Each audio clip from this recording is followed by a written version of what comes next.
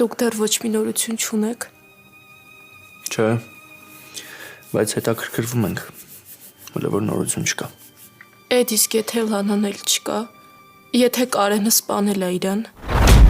Բայց իր նպատակը ուրիշ բան է եղել։ Ուղղակի ինքը տենց է ներկայացել,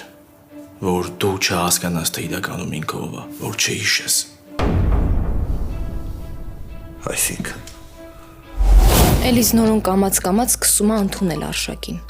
Ու պապատ կկարողանա ինչ-որ բան փոխել, այս իրավիճակը փոխել, ինքը կկարողանա այդ չսպասված հաշտության դեմն առնել Էլիս։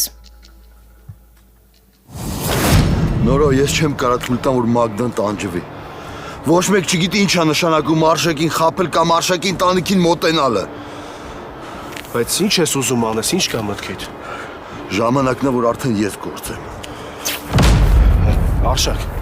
լավ չես։ Արշակ։